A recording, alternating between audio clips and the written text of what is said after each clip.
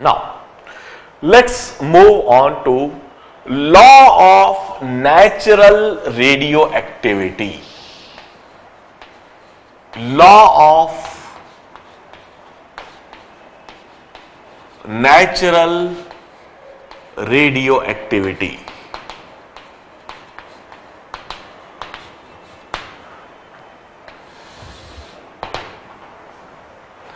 सबसे पहली बात, ये जो मैं बता रहा हूं ये सिर्फ नेचुरल रेडियो एक्टिविटी के लिए होल्ड करता है. It's not for artificial radio activity. Artificial radio activity के लिए तो अलग ही लॉ चलते हैं और हर रिएक्शन के लिए एक अलग लॉ होता है. अभी हम सिर्फ नेचुरल रेडियो एक्टिविटी की सबसे पहले बातचीत कर रहे हैं. देखिए, at t equal to 0 initially number of unstable nuclei or radioactive nuclei is n0. At time t, number of unstable nuclei decreases to n, which is less than n0, and at time t plus dt, number of unstable nuclei becomes n minus dn. ये वही बात मैंने लिखी है जो इसके पहले वाले आर्टिकल में लिखी थी. थोड़ी सी शब्दों का हेरफेर कर दिया. इनिशियल लिखने के बजाय t इक्वल टू 0 लिख दिया. t equal to 0 number of unstable nuclei या radioactive nucleus N not.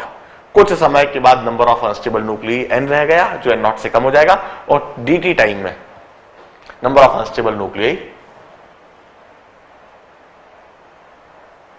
n minus dn. मतलब dn is number of nucleus that decreases in dt time. अब हम कहते हैं rate of radio activity or the rate of activity or the activity of sample is minus dn by dt. ये जो rate of radio activity है यही सबसे important चीज है. यही उस रेडियो एक्टिव सैंपल की उपयोगिता को डिफाइन करता है. यही उस रेडियो एक्टिव सैंपल के होने वाले नुकसान को डिफाइन करता है. आगे सारी बात इस रेट ऑफ रेडियो एक्टिविटी पर ही है. हमें कई बार ज्यादा एक्टिव सैंपल चाहिए, कई बार लेस एक्टिव सैंपल चाहिए. तो जो भी बात हम करेंगे एक्टिविटी ऑफ सैंपल के लिए करेंगे. And this rate of radio activity minus dn by dt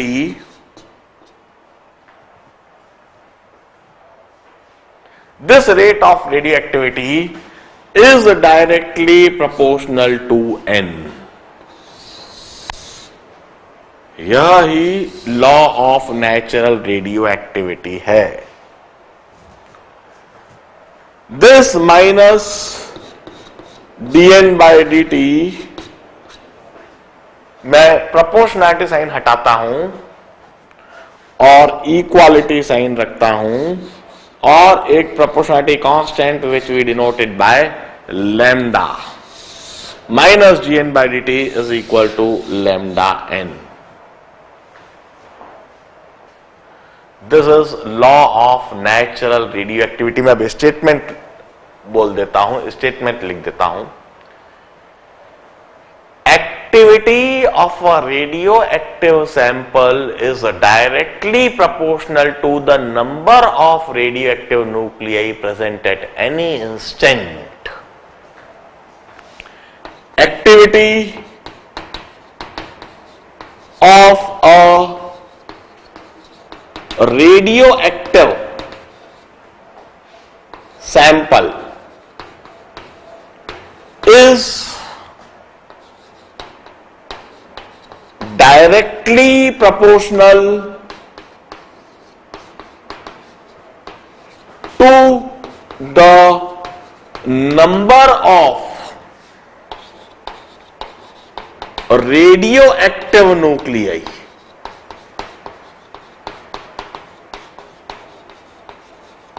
present at any instant.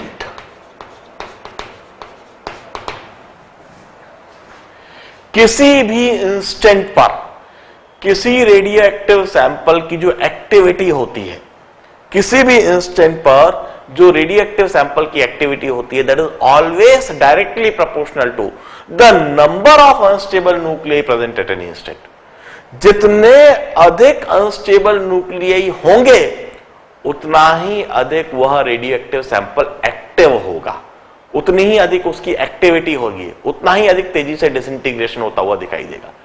और जितने सैंपल में number of radio active nuclei कम होंगे, वह रेडियो एक्टिव सैंपल उतना ही कम एक्टिव दिखेगा, उतना ही धीमा उसकी एक्टिविटी चलेगी, उतना ही धीमा उसका रेट ऑफ डिसइंटीग्रेशन होएगा.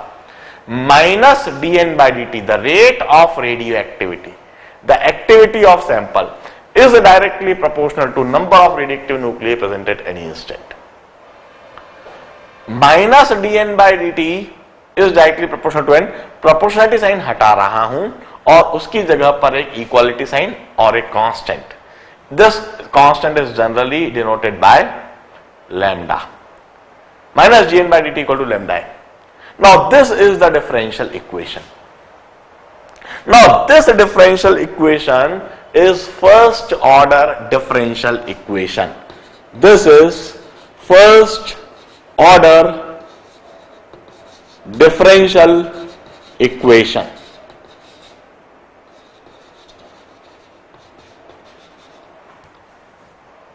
मैथमेटिक्स में डिफरेंशियल इक्वेशन चैप्टर में हमने यह बात देख रखी है. Minus dN by t equal to lambda to the power n, lambda into n to the power 1. यदि n की पावर 1 है तो फर्स्ट ऑर्डर डिफरेंशियल इक्वेशन कहलाएगी. Since this is a first order differential equation, hence law of natural radioactivity also says that natural radioactivity is first order phenomena. Natural radioactivity is first order phenomena. This is also law of natural radioactivity. जैसे हमने chemical kinetics में first order reaction पढ़ी है, तो जितनी बातें हमने physical chemistry पढ़ते समय हमने केमिकल काइनेटिक्स चैप्टर पढ़ा है, और उस केमिकल काइनेटिक्स चैप्टर में हमने फर्स्ट ऑर्डर रिएक्शन के बारे में जो जो बातें सीखी हैं, जो जो बातें समझी हैं, वह सारी बातें नेचुरल रेडियो एक्टिविटी फिनोमेना में भी अप्लाई करती हैं. वही सारी बातें मैं दोहराऊंगा, रिपीट करवाऊंगा. मैंने ही केमिकल काइनेटिक्स चैप्टर वहां पढ़ाया, फर्स्ट ऑर्डर रिएक्शन पढ़ाई है, वहां पर जितनी बातें मैंने पढ़ाई है इधर वो सारी बातें रिपीट करवाऊंगा. हम कहते हैं if we plot for activity of radioactive sample minus dN by dt versus n. Activity of radioactive sample versus n. Activity of radioactive sample को y एक्सिस पर रखा और n को मैंने x एक्सिस पर रखा. The graph would be like this. The slope would be equal to lambda. Its y is equal to mx. This is y is equal to mx. Where m, which is slope, is equal to lambda, x is n, y is minus dN by dt. It's a straight line. जितनी अधिक number of radioactive nuclei होंगे उतनी ही अधिक उस sample की activity होगी. Here this lambda is termed as, यह जो लैम्डा है जो कि एक कांस्टेंट है, it's termed as radio active constant. Radio active constant. It's also termed as disintegration constant, इसे हम डिसइंटीग्रेशन कांस्टेंट भी कहते हैं, और it's termed as disintegration constant, और it's also termed as decay constant, और it's termed as activity constant. भाई problem में किसी भी तरह से लिख दिया जाता है it's a constant, it's constant for a nuclei, किसी भी न्यूक्लियाई के लिए, किसी भी रेडियोएक्टिव सैंपल के लिए the value of lambda is a constant. इधर मैं एक बात और ऐड कर दूं, इस बात को मैं चैप्टर के अंतिम में ही बताऊंगा, अभी सिर्फ बोलता हूं। This phenomena of radio activity is independent of temperature, pressure, place और any physical parameter. Radio active nuclei के लिए उस न्यूक्लियाई का जो बिहेवियर है, ये जो law of natural radio activity है, ये जो रेडियो एक्टिविटी फिनोमेना है, इससे रिलेटेड ये जो नियम कानून हम बता रहे हैं, they are independent of temperature. Temperature अधिक हो या कम हो इससे कोई फर्क नहीं पड़ता, न्यूक्लियर फिनोमेना पर टेम्परेचर का कोई फर्क नहीं पड़ता। टेम्परेचर, प्रेशर, प्रेशर का भी कोई फर्क नहीं, प्लेस कहीं पर भी हो, वह न्यूक्लियाई चाहे अर्थ पर हो, चाहे मून पर हो, चाहे सन पर हो, चाहे किसी भी स्टार पर हो, यूनिवर्स में कहीं पर भी हो, चाहे हिंदुस्तान में हो, चाहे पाकिस्तान में हो, कोई फर्क नहीं। न्यूक्लियाई का behaviour it's independent of temperature, pressure, place और any physical parameter, it's always fixed. इसी तरह से मैं किसी भी न्यूक्लियाई के लिए उसका डीके कांस्टेंट, उसका जो रेडियोएक्टिव कांस्टेंट है, it's always a fix value, a constant value. The value of this decay constant is independent of temperature, pressure, place और एनी फिजिकल पैरामीटर। यदि मैं बात करूं यूरेनियम 235, यूरेनियम 235 के लिए लैम्डा, यूरेनियम 235 का डीके कांस्टेंट, डिसइंटीग्रेशन कांस्टेंट एक fix value है। वह यूरेनियम 235 चाहे अर्थ के सरफेस पर हो, चाहे अर्थ के सेंटर पर हो, चाहे मून पर हो, चाहे वीनस पर हो, चाहे सन पर हो, चाहे किसी भी स्टार पर हो, चाहे किसी भी गैलेक्सी में हो, उस यूरेनियम 235 के लिए लैम्डा की वैल्यू फिक्स होगी, कांस्टेंट होगी और वो किसी भी बात पर निर्भर नहीं करेगी। We used to say this is law of natural radioactivity, which says that natural radioactivity is first order phenomena. It obeys first order differential equation, which says that activity of a radioactive sample is always directly proportional to the number of radioactive nuclei present at any instant. Minus gn by dt versus lambda would be always a straight line, versus n would be always a straight line with the slope of lambda. Lambda is a decay constant. मैं further इसी first order differential equation को, इस law of natural radioactivity को, इस equation को further elaborate में समझाऊंगा। पहले इस चीज को नोट डाउन कर लीजिए please.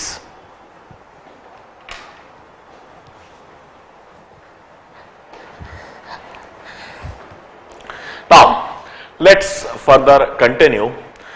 Right now we are dealing with nuclear mathematics.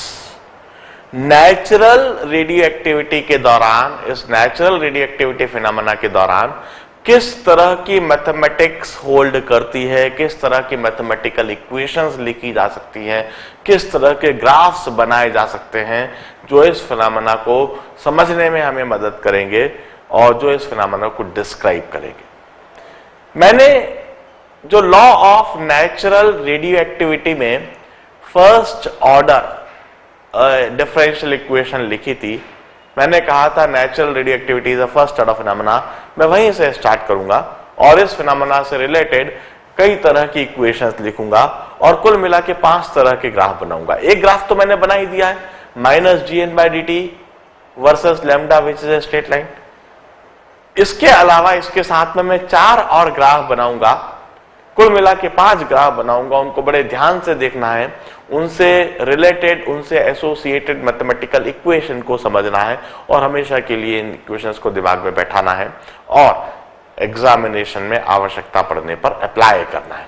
देखिए, मैंने अभी अभी यह इक्वेशन लिखी, minus dn by dt is equal to lambda n। यह फर्स्ट ऑर्डर डिफरेंशियल इक्वेशन मैंने लिखी और इससे रिलेटेड मैंने ग्राफ भी बनाया। वह ग्राफ भी क्यों ना इधर ही बना देता हूं, सारे ग्राफ एक साथ दिखेंगे। Minus dn by dt versus n, जो कि इस तरह की ग्राफ आया, straight line with slope is equal to lambda. Exactly यहीं से कंटिन्यू कर रहा हूं मैं। अब इस डिफरेंशियल इक्वेशन को मैं रीअरेंज करता हूं, इसे इस तरह से लिख देता हूं, dn upon n is equal to minus lambda dt। dn upon n is equal to lambda dt।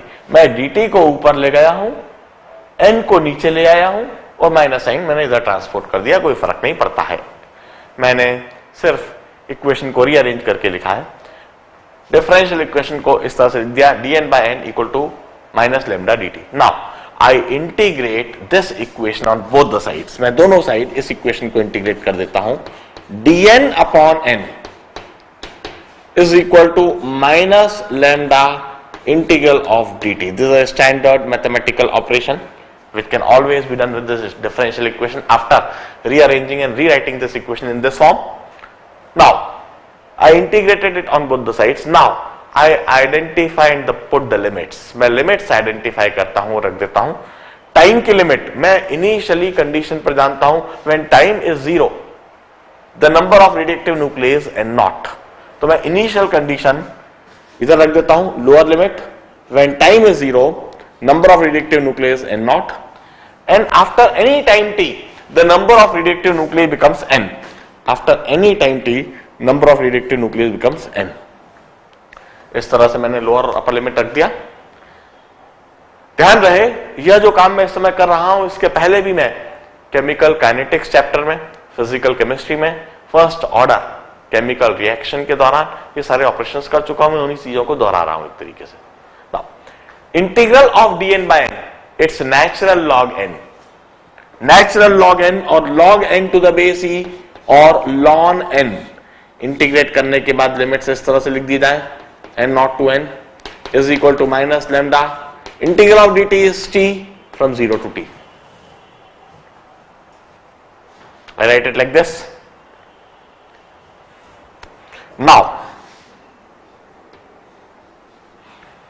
after integrating it, I put the limits. पहले अपर लिमिट माइनस, फंक्शन में पहले अपर लिमिट रखूंगा, फिर फंक्शन में lower limit रखूंगा।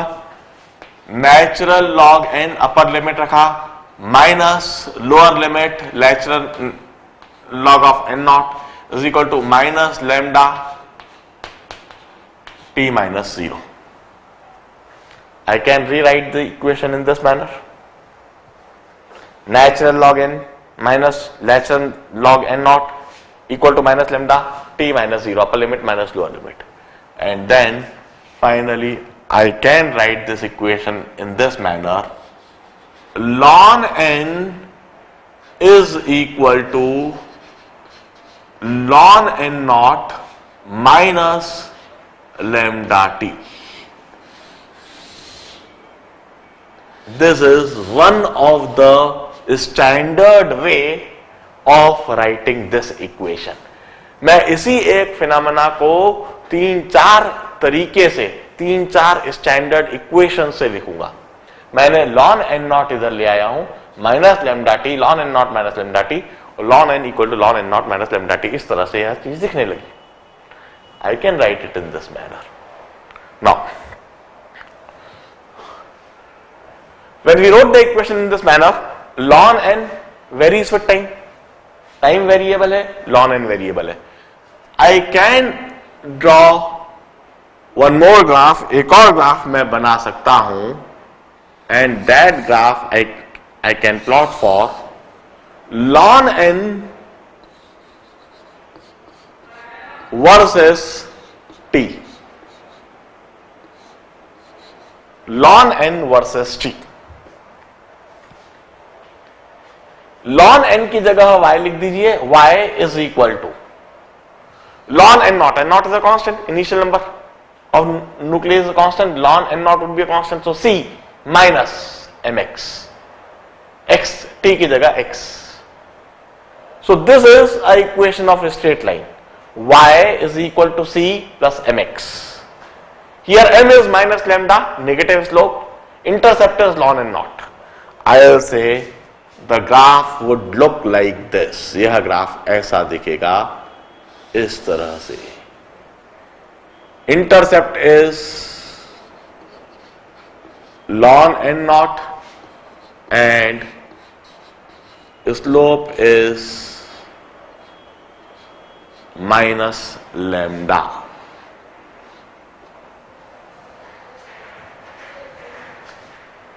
The graph would look like this. जरा ध्यान से देखिए. y इज इक्वल टू, मैं ऐसे लिख रहा हूं, y is equal to c plus mx. ln n naught c हो गया और m हो गया माइनस लेमडा, y की जगह पर ln n, x की जगह पर t. I can always draw this graph. Natural radio activity phenomena के लिए यह ग्राफ बनाया जा सकता है. अब once again I will rewrite this equation. मैं अच्छी तरह से एक बात जानता हूं, natural log of x can always be written as 2.303 of log x to the base 10. मैंने मैथमेटिक्स में लॉगरिथम में यह बात सीख रखी है. log x to the base e is 2.303 of log x to the base 10. Natural log x is 2.303 log x to the base 10. ये बात मैंने सीख रखी.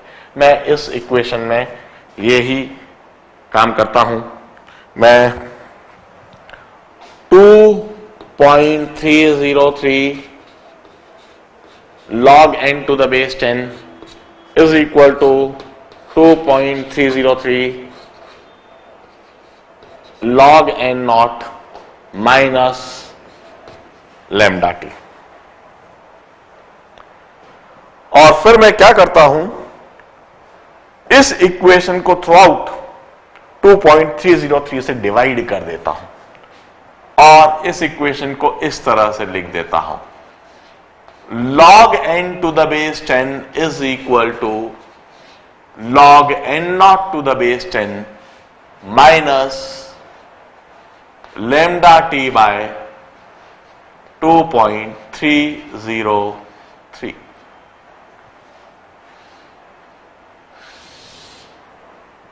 मैं इस इक्वेशन को इस तरह से लिख देता हूं. Once again, natural radio activity phenomena के दौरान number of radio active nuclei would varies with time, and this equation can also be written log of n.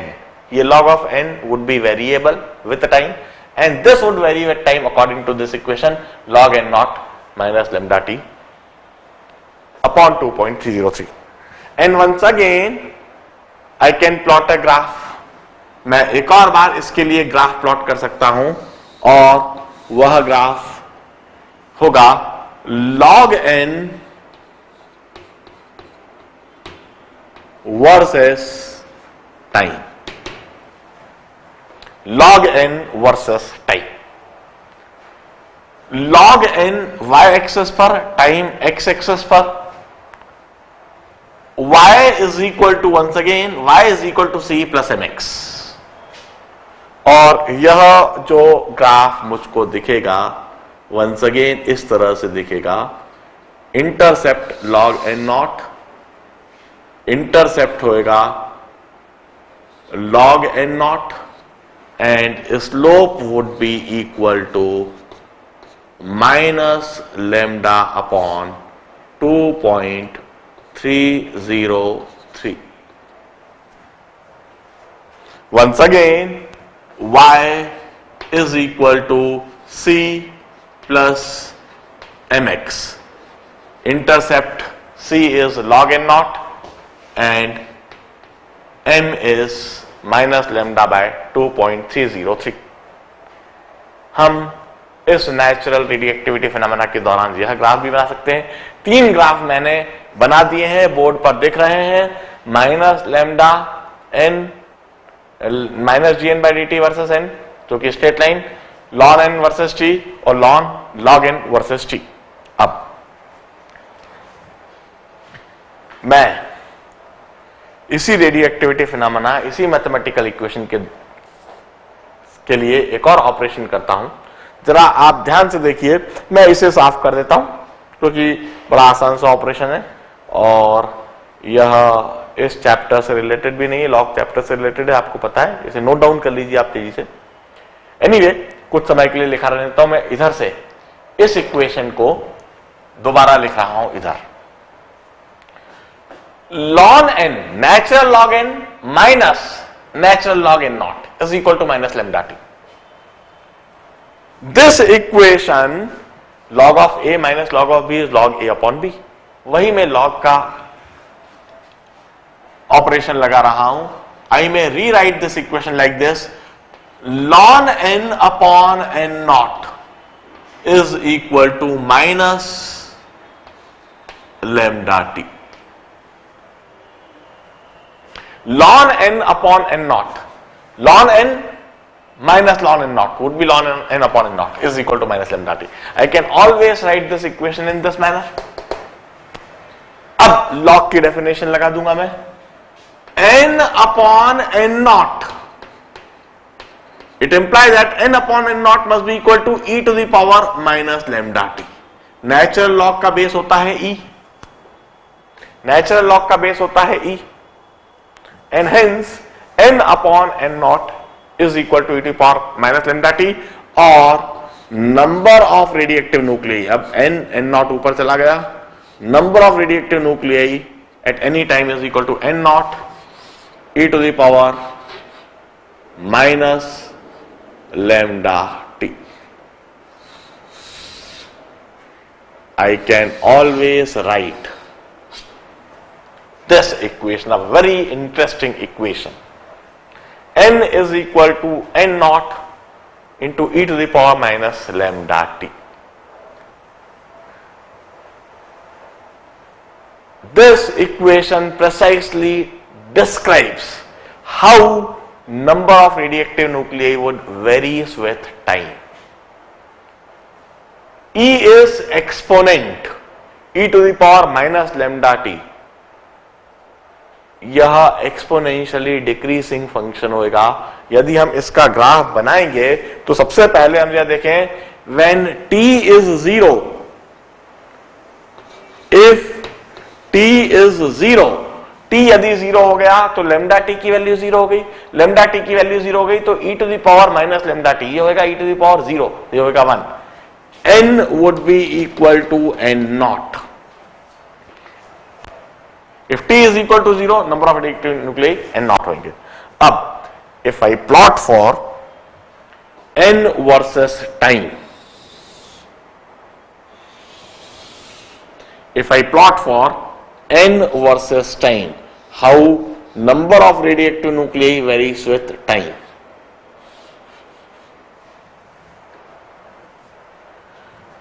आप खास बात देखेंगे, at t is equal to 0, number of radioactive nuclei is n naught, तो यह आएगा t equal to 0 पर n naught। और खास बात, at t is equal to infinity, at t is equal to infinity, जब t infinity होएगा तो e to the power minus lambda t, this approaches 0, n approaches 0. Number of radioactive nuclei n की value 0 होगी infinite time के बाद, और यदि मैं इस ग्राफ को प्लॉट करने की कोशिश करूं तो यह ग्राफ कुछ इस तरह से होगा। 0 टाइम पर तो n की वैल्यू n0 है और इसकी वैल्यू इन 0 होगी इनफाइनाइट टाइम के बाद। In fact number of radioactive nuclei 0 कभी होएगा ही नहीं, नंबर ऑफ रेडियोएक्टिव न्यूक्लियाई कभी भी खत्म नहीं होंगे। और इस तरह के ग्राफ को हम कहते हैं एक्सपोनेंशियल डीके, इसे हम कहते हैं एक्सपोनेंशियल डीके। मैं बड़े एलाबोरेट में समझाऊंगा कि एक्सपोनेंशियल डीके का क्या मतलब है। हम कहते हैं इस तरीके से 0 टाइम पर number of radioactive nuclei not है कम होते जा रहे हैं, समय के साथ कम होते जाएंगे और कम होते होते कभी 0 होंगे ही नहीं। खास बात, इन्हें 0 होने में इनफाइनाइट टाइम लगेगा, अनंत काल तक नंबर ऑफ रेडियोएक्टिव न्यूक्लियाई वहां पर दिखाई देंगे। अब मैं यह ऑपरेशन साफ करता हूं। I do not need this.